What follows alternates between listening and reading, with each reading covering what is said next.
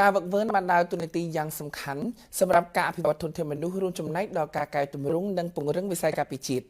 នេះជាប្រសាសន៍លើកឡើងរបស់នាយឧត្តមសេនីយ៍វង្សវាសនាអគ្គមេវិទ្យាការរងនៃកងយុទ្ធពលខេមរៈភូមិន្ទក្នុងពិធីបើកវគ្គបំពេញយោធាចារចំនួនទី2និងវគ្គបណ្ដុះបណ្ដាលនីតិហ៊ានរងជំនាញការពីព្រំដែនចំនួនទី10នាព្រឹកថ្ងៃទី1ខែកក្កដាឆ្នាំ2025នេះនៅមជ្ឈមណ្ឌលវឹកវើជំនាញការពីព្រំដែនលង្វែកក្នុងរបាយការណ៍របស់ឧត្តមសេនីយ៍តួច័ន្ទសារ៉ាន់នាយកមជ្ឈមណ្ឌលវឹកវើជំនាញការពីព្រំដែនបានឲ្យដឹងថា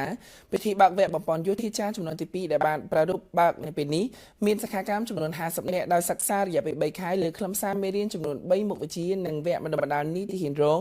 ជំនាញការពីព្រំដែនចំនួនទី10មានសិក្ខាកាមចំនួន100នាក់សិក្សារយៈពេល9ខែលើខ្លឹមសារមេរៀនចំនួន7មុខវិជ្ជា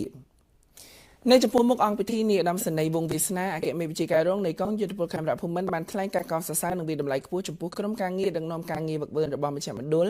ដែលបានជំនះរាល់ឧបសគ្គបង្កើតបានជាវគ្គវឹកវើនេះឲ្យលេចចេញជារូបរាងឡើងការបើកវគ្គនេះពិតជាបានឆ្លើយតបយ៉ាងប្រតិយបំផុត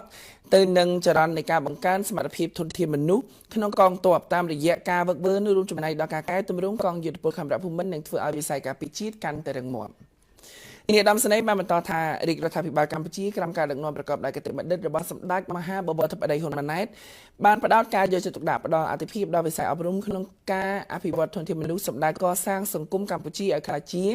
សង្គមរីកចម្រើនផ្អែកលើចំណេះដឹងនិងចំណេះធ្វើជាមូលដ្ឋាននិងសមាហរណកម្មទៅនឹងការរីកចម្រើននៃវិទ្យាសាស្ត្របច្ចេកវិទ្យានាសម័យទំនើបចំពោះបញ្ហាតាមបណ្ដោយព្រំដែនកម្ពុជាថៃកន្លងមកនេះរាជរដ្ឋាភិបាលកម្ពុជាបានសម្រេចបញ្ជូនវិវាទនៅតំបន់ដែលមានភាពរសើបចំនួន4គឺតំបន់មុំ3ប្រាសាទតំបន់ធំប្រាសាទតំបន់តូចនិងប្រាសាទតាក្របីទៅកាន់តុលាការ ICJ នៅទីក្រុងឡាអេអ្វីត្បិតតែការជ្រើសរើសយកដំណោះស្រាយបញ្ហាចំនួនព្រំដែននេះតាមរយៈផ្លូវច្បាប់ដោយការដាក់ឯកសារប្តឹងទៅតុលាការអន្តរជាតិយ៉ាងណាក្តីប៉ុន្តែក៏អាចនឹងមានការប្រែប្រាស់កងកម្លាំងប្រដាប់អាវុធផងដែរបើមានការរំលោភបំពានលើអធិបតេយ្យបូរណភាពទឹកដីរបស់យើងនាយឧត្តមសេនីយ៍